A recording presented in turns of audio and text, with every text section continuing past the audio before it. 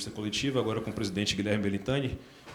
Presidente, uma pergunta de Marcelo Muniz, do Galácticos Online. O que falar sobre o momento do Bahia e qual o recado que você pode dar para a torcida? Um momento muito difícil, né? Não existe como classificar diferente disso. Um momento com 7 partidas seguidas no Campeonato Brasileiro sem um triunfo, né? Na verdade, com um empate e 6 derrotas. Então, um momento muito difícil. A resposta é serenidade, né? E trabalho.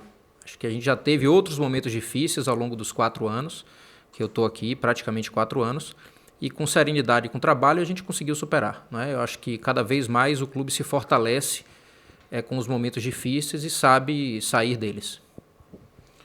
Ulisses Gama, do Bahia Notícias, Salvador FM. Presidente, hoje se confirmou a chegada do volante Luizão. Com essa contratação, é possível que alguns dos atuais volantes do grupo que estejam no elenco saiam?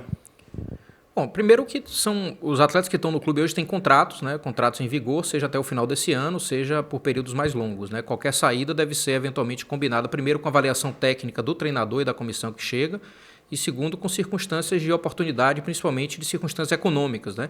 Ninguém rompe um contrato unilateralmente, então isso não está na pauta imediata, mas se acontecer será sempre fruto de avaliação técnica e de comum acordo, porque o clube tem contrato e é conhecido por honrar os seus contratos. Marcos Valença, da Rádio Sociedade. Boa noite, presidente. Durante o processo eleitoral, você citou que o principal erro da sua gestão teria sido o futebol. Com os resultados, qual a análise que você faz desse seu segundo mandato no futebol?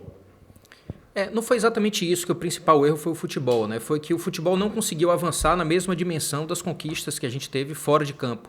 Por exemplo, a construção do CT, o avanço econômico do clube, né? E eu entendo que a gente fez uma mudança grande na virada da gestão, como a gente tinha combinado e proposto aos próprios sócios e torcedores que participaram da eleição. E a gente teve um primeiro ciclo que foi bem avaliado, inclusive com um título que a gente buscava há mais de 3 anos, que é a Copa do Nordeste.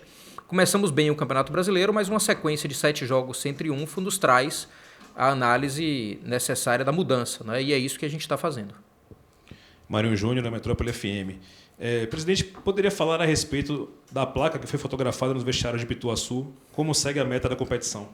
Engraçado isso, né? Quando a gente está na fase ruim, tudo vira polêmica, né? Então, é bom a gente ter a oportunidade de explicar para o torcedor. A gente faz uma meta, né, que serve para, dentro das circunstâncias, a cada 5 jogos, criar metas específicas de alcance, e essa meta é variável, né? A gente não tem a mesma meta a cada 5 jogos. Varia pela análise que a gente faz dos adversários, se são jogos dentro, se são jogos fora de casa, e a gente cria isso e busca que essas metas conjuntamente elas nos deem um resultado esperado, planejado no começo da temporada, que é uma classificação para a fase de Libertadores, né? Para o grupo de Libertadores, pelo menos a pré-Libertadores. Esse é o nosso objetivo. Essas metas todas somadas, elas nos dão, se conquistadas, o alcance dessa super meta, dessa meta principal do ano, que é o alcance da Libertadores. Então, naturalmente, quando você analisa fora de contexto apenas 5 jogos, sem analisar quem são os adversários, se são jogos dentro e jogos fora, a gente pode ter uma avaliação errada daquela meta, mas a nossa meta, desde o começo, a gente tem dito, é figurar entre os 10 do Campeonato Brasileiro e, se possível, alcançar uma vaga na pré-Libertadores ou mesmo na Libertadores. Nilson Luiz, da Itapona FM. Como você tem convivido com esse momento de cobrança e insatisfação da torcida com o seu trabalho? Eu acho, assim, Nilson, quem está no futebol tem que estar pronto para esses momentos, né? Ser presidente do Bahia é para poucos, né? É para quem tem coragem. E a coragem ela é estabelecida nos momentos ruins. Nos momentos bons não precisa de corajosos, não. Então, eu estou aqui porque eu tenho capacidade para estar, tenho a serenidade para tomar as decisões corretas nos momentos ruins, né? E eu vejo com muita humildade, muita tranquilidade que meu papel agora não é reagir de forma intempestiva, acalorada ou nervosa, como muitos acham que a gente vai reagir, né? A minha experiência, felizmente, me deu a capacidade de, nos momentos difíceis, ter serenidade e trabalhar. Del Machado, os Feras da Bola. Diante das últimas participações em Brasileiro, onde o Bahia só ganha em média 12 partidas de 38 e na reta final sempre periga o rebaixamento. Qual o planejamento a partir de agora, em que o Bahia está na 15ª posição? Desculpa, mas não concordo com a pergunta. Isso se deu na última participação do Brasileiro, não nas últimas, né? Anteriormente à última, a gente não tinha figurado ali na zona de rebaixamento e disputava os meios de tabela ou até um pouco mais à frente, né? Mas eu concordo com a pergunta em relação à última participação no Brasileiro, que a gente sofreu bastante, muito mais do que a gente tinha planejado. Esse ano a gente está reagindo de forma diferente, né? Não deixamos chegar no momento de crise tão aguda. O momento é muito ruim porque estamos 7 jogos, assim como ficamos no ano passado, 7 jogos sem triunfo, mas a nossa capacidade de reação ela vai nos tirar disso, eu tenho segurança disso, pelo trabalho que está começando a ser desenvolvido agora, de mudança, pela estrutura do clube, pela capacidade que a gente tem de enfrentar momentos difíceis. A nossa capacidade e o nosso preparo para enfrentar momentos difíceis serve para esses momentos. Porque nos momentos bons, há 3 meses atrás, há 4 meses atrás, a gente estava comemorando bastante um título inédito. Agora está na hora de enfrentar os momentos ruins. Gabriel Rodrigues, Jornal Correio. O Bahia tem a segunda pior defesa da Série A, filme repetido de 2020. Você pretende reestruturar o sistema defensivo, já que as peças contratadas e que já estavam no elenco não estão correspondendo? Olha, Gabriel, eu acho que a correspondência ou não das peças contratadas vai ser feita pelo treinador, né? Isso, a sua pergunta é muito precisa porque ela também me incomoda muito, né? A gente viu no ano passado um time muito aberto e com entre as defesas mais vazadas do campeonato, em alguns momentos, inclusive, com a defesa mais vazada do campeonato. E agora a gente vê novamente esse filme. Talvez seja o grande ponto de correção que a gente precisa fazer no que se refere a dentro de campo. Agora, eu acho equivocado, inclusive, sob o ponto de vista de leitura de futebol, a gente atribuir isso aos jogadores da linha defensiva.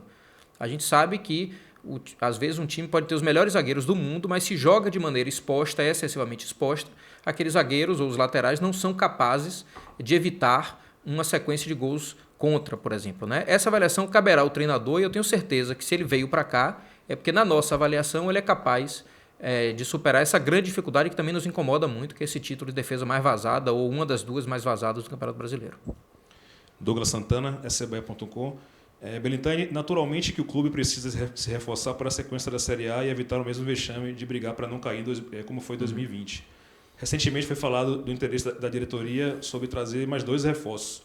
Com a chegada de Luizão, como fica essa situação e o que você, juntamente com o Júnior Chávari e Lucas Drubski, tem feito para, fora das 4 linhas para amenizar a situação no Bahia na Série A? É importante, a gente fala muito de reforço e eu concordo que o elenco precisa de reforço, a gente vem buscando já há algum tempo, né? Anunciamos agora o Luizão e traremos pelo menos mais um atleta,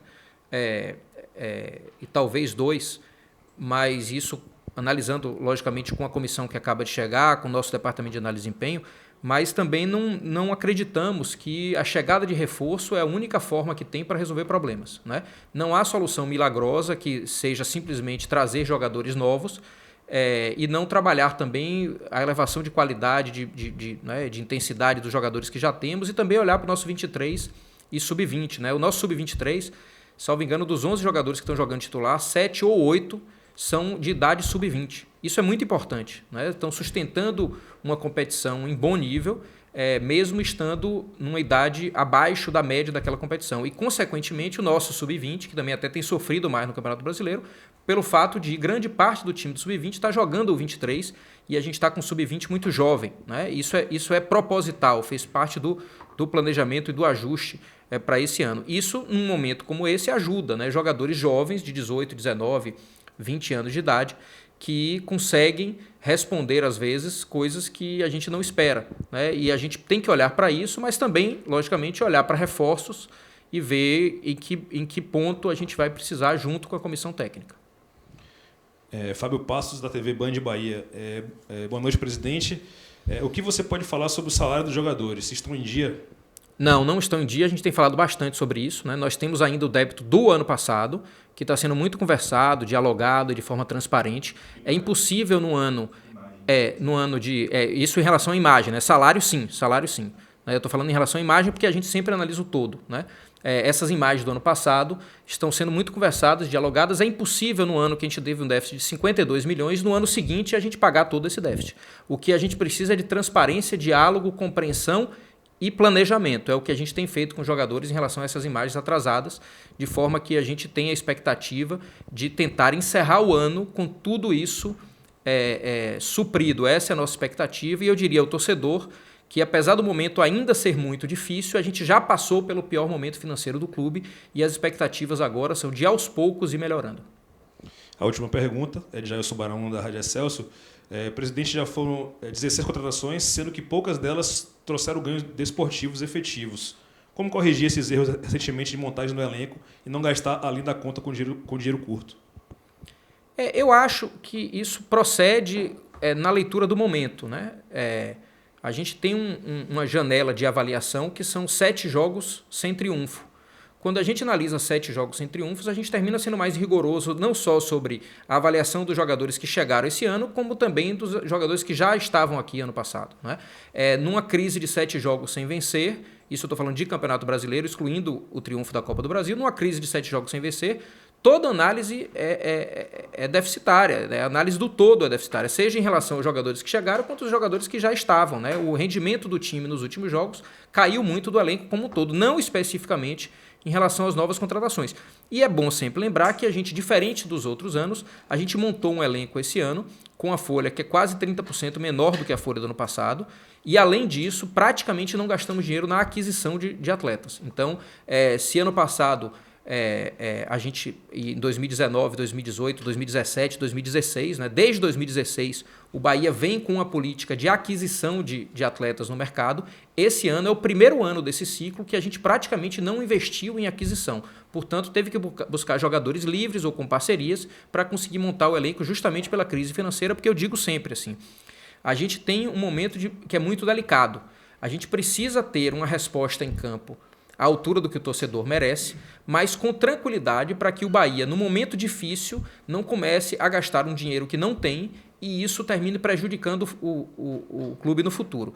Eu não quero dizer com isso que a gente não vai fazer novos investimentos. O que eu quero dizer é que esses novos investimentos sempre serão feitos no momento das escolhas, no momento do planejamento, considerando que nós não queremos, por causa de uma crise de um ano, do momento difícil de 1 ou 2 anos de pandemia, terminar prejudicando toda a saúde financeira que a gente demorou muitos anos para conquistar, e nesses 2 anos a gente tem um enfrentamento muito grande. Por isso que eu digo serenidade, mas logicamente com o incômodo necessário, que tira a nossa noite, que nos agonia, que nos deixa angustiado também, mas sem desespero para achar que a gente pode sair daí fazendo milhões de assinaturas de cheque e gastando dinheiro que a gente não tem, né? Não faremos isso, mas estamos muito incomodados e trabalhando com o propósito muito claro de que o momento que nós estamos passando e o momento em que nós estamos na tabela, a posição que nós estamos na tabela, está longe de ser a que o torcedor merece e a que a gente planejou.